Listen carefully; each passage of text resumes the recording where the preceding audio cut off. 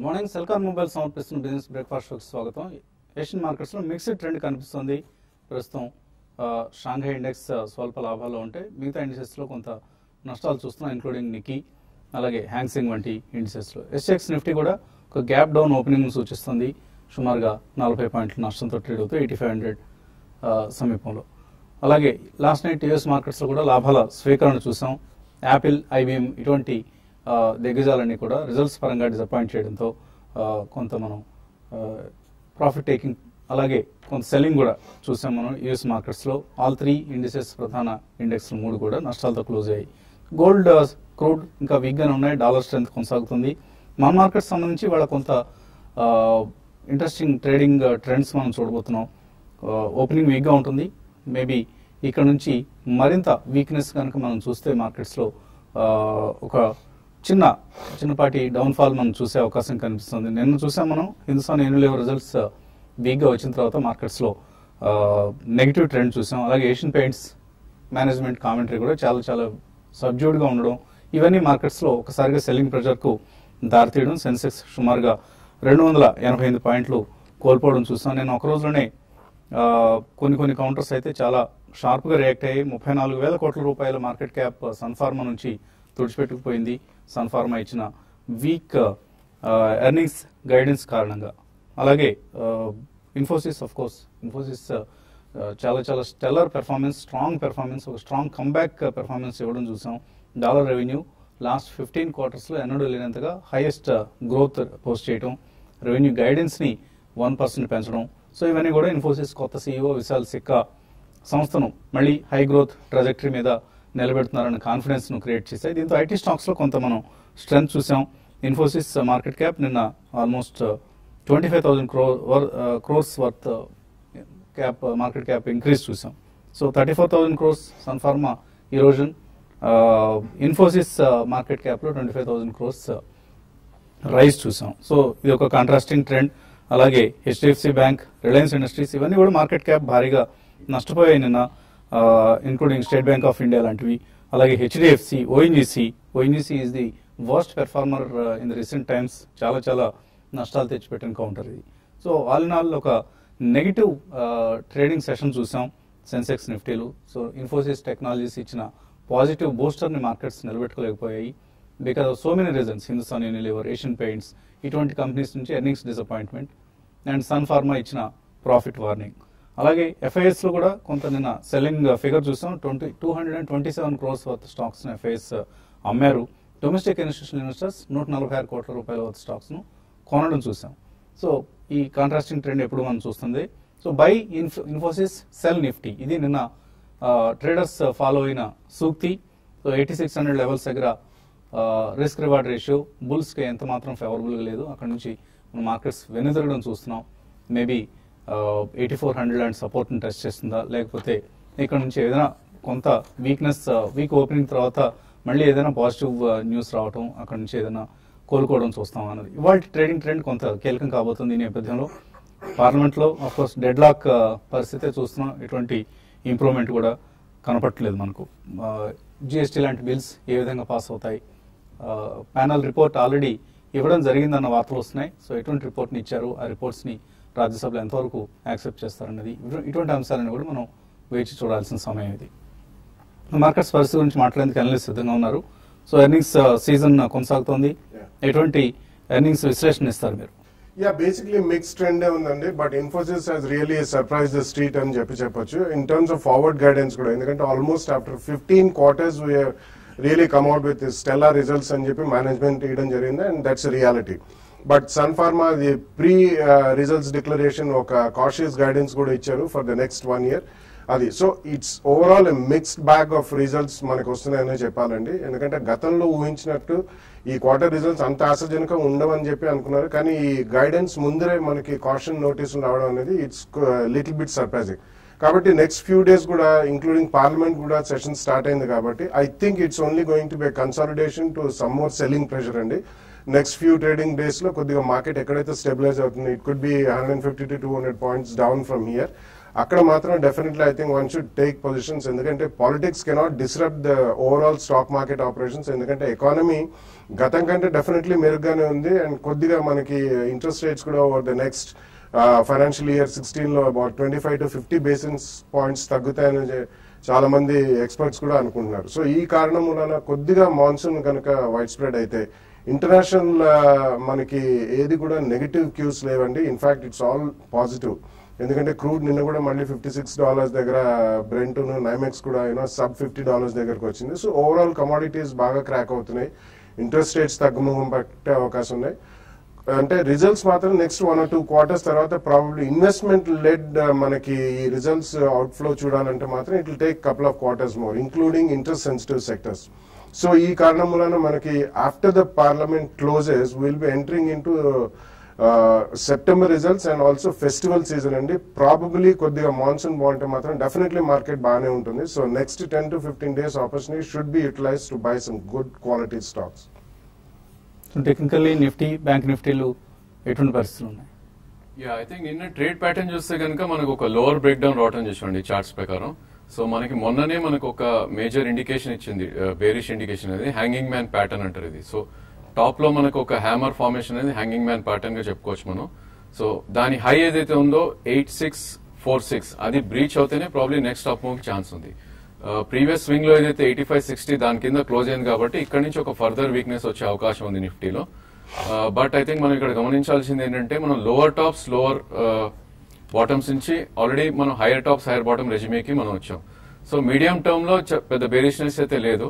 మనం ప్రీవియస్ లో ఏదైతే 8195 ఉందో అక్కడ ఒక ఫస్ట్ లో ఫార్మ్ అవుట్ చేసాం. అదేవిధంగా లాస్ట్ వీక్ లో ఏదైతే ఉందో 8315. సో 8315 అనేది చాలా కీలకమైన రెసిస్టెన్స్. సో దీని కింద అయితే బ్రీచ్ అవ్వదని అనిపిస్తుంది యాజ్ పర్ చార్ట్స్ ఇప్పుడైతే. డెఫినెట్ గా మనకి 20-day moving average and 200-day moving average ఈ రెండు సపోర్ట్ జోన్ గా మనం పరిగణిస్తాం. ఇక్కడ నుంచి 8454 అండ్ 8401 ఈ రెండు మూవింగ్ యావరేజెస్ లెవెల్స్. మార్కెట్ పడితే కనుక డెఫినెట్లీ ఈ రెండు లెవెల్స్ లో మనం బై చేయటమే correct. And 8360 strictly stop loss పెట్టుకోవాలి.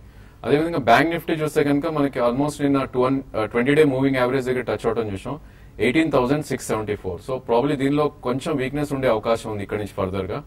పుల్ బ్యాక్స్ వస్తే కనుక 18,600 పుట్ ఆప్షన్స్ లో మనం ఎంటర్ అవ్వచ్చు.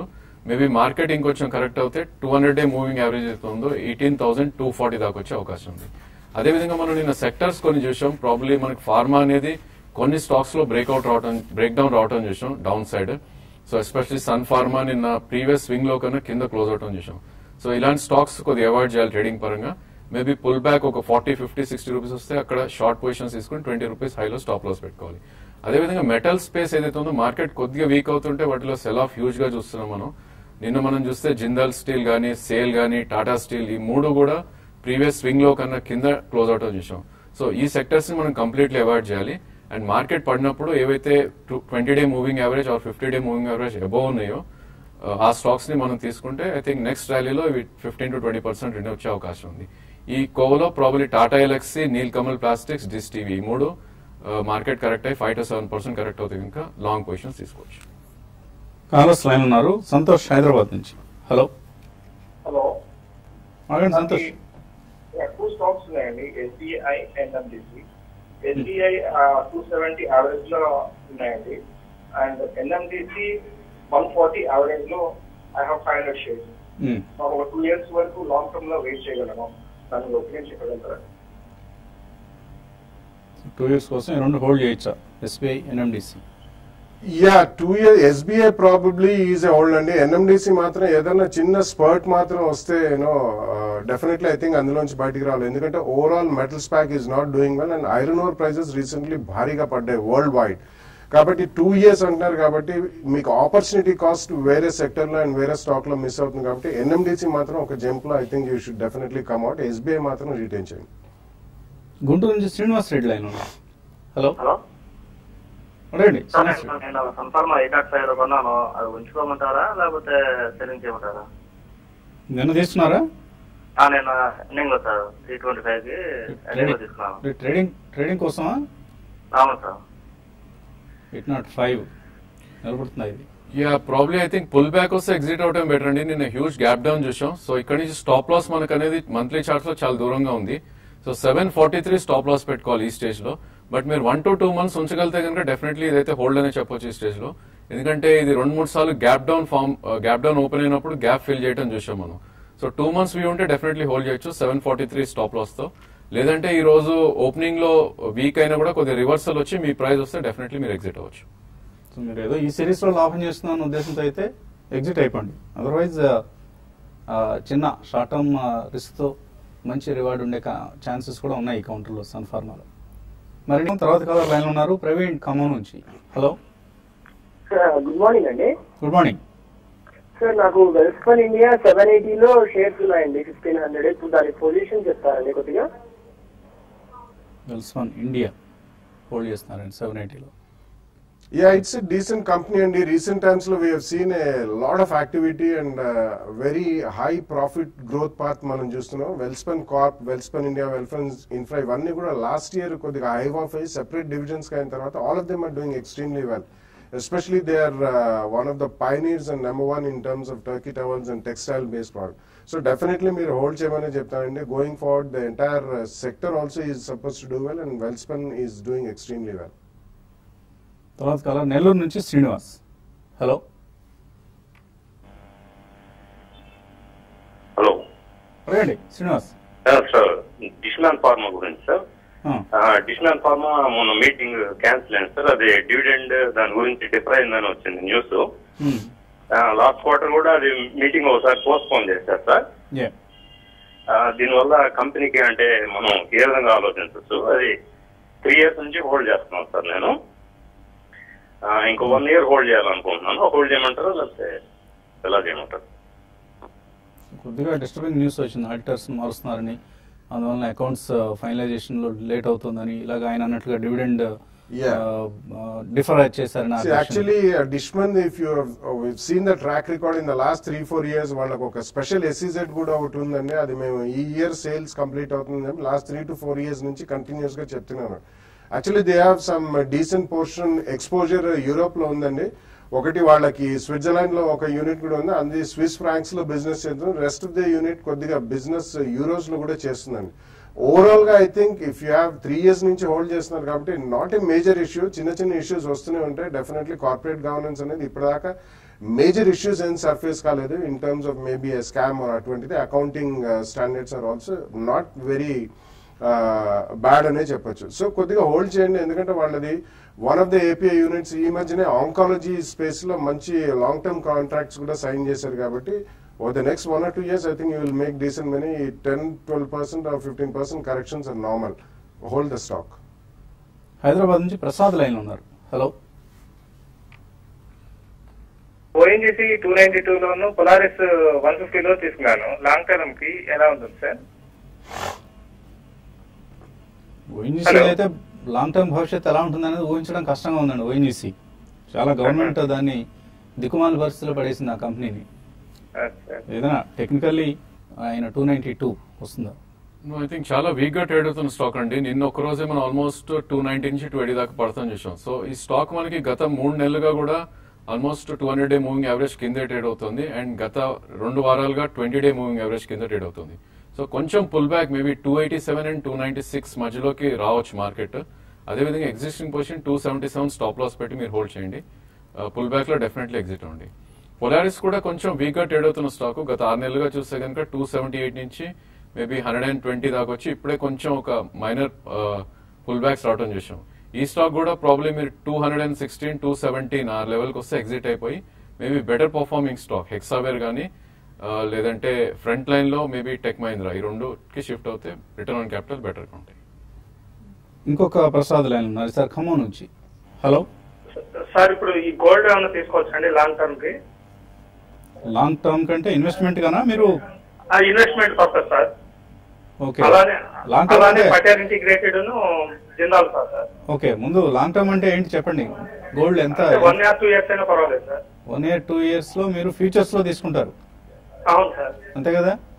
అవునవును. దాన్ని అలా రోల్ ఓవర్ చేసుకుంటూ ఉంటారు అవును సార్. పొజిషన్. గోల్డ్ ఏమైనా స్ట్రెంత్ ఐ కనిపిస్తుంది? డోంట్ థింక్ అండి టచ్ చేయకూడదు యాక్చువల్లీ గోల్డ్, ఎందుకంటే ప్రీవియస్ స్వింగ్ లో ఏదైతే ఉందో 24,800 అది దాని కింద క్లోజ్ అవుతే కనుక 1,000 to 1,500 పాయింట్స్ పడే అవకాశం ఉంది. ప్రాబ్లమ్ మీరు 1 to 2 years వ్యూ తీస్తున్నారు కాబట్టి ఇక్కడ ఆగండి. మేబీ ఒక 1,500-1,000 పాయింట్స్ పడితే కనుక అక్కడ మీరు యాడ్ చేయొచ్చు. అండ్ మేబీ 1 year లో రిటర్న్ ఆన్ క్యాపిటల్ అయితే ఎక్కువ ఉండదు డెఫినెట్ గా గోల్డ్ లో. మేబీ 22,000 and 26,000 రేంజ్ ఉండే అవకాశం ఉంది. అదేవిధంగా జిందాల్ సా చూస్తే కనుక ఆల్మోస్ట్ లాస్ట్ 4 months గా 150 నుంచి 50 దాకా వచ్చి ఇప్పుడే ఒక కన్సాలిడేషన్ జోన్ లో ఉంది. ఫ్రెష్ బయింగ్స్ అయితే డెఫినెట్లీ అవాయిడ్ చేయాలండి. మేబీ పుల్ బ్యాక్ ఇది వచ్చి 200-day మూవింగ్ యావరేజ్ అరౌండ్ 76-77 వస్తే కనుక అక్కడ మీరు ప్రాఫిట్ బుకింగ్ అని లేదంటే షిఫ్ట్ అవటం కానీ బెటర్ ఈ స్టాక్ నుంచి. గోల్డ్ క్లియర్ అవాయిడ్ అండి ప్రస్తుతానికి, టచ్ చేయొద్దు. గోల్డ్ ట్రేడింగ్ కోసం కావచ్చు, ఆర్ ఈవెన్ ఇన్వెస్ట్మెంట్ కోసం కావచ్చు, ఆర్ ఈవెన్ ఆర్నమెంట్స్ కొనుక్కున్న వాళ్ళు కూడా వెయిట్ చేయడం మంచిది. 24,000 రూపాయలు టచ్ చేసే అవకాశం కనిపిస్తుంది సమీప భవిష్యత్తులో. సతీష్ హైదరాబాద్ నుంచి. హలో సతీష్, అడగండి. ఫండమెంటల్ ఏం ఫోర్జింగ్ అండి? ఫండమెంటలీ ఎలా ఉంది కంపెనీ సాంఘ్వి ఫోర్జింగ్? ఓకే అండి, అంత పెద్ద పాపులర్ కంపెనీ కాదు. మీరే భారత్ ఫోర్జ్ గురించి అడిగితే టక్మని చెప్పేస్తాం. Sanghvi forging maybe we have to study it and maybe తర్వాతే మీకు ఆన్సర్ ఇవ్వగలం.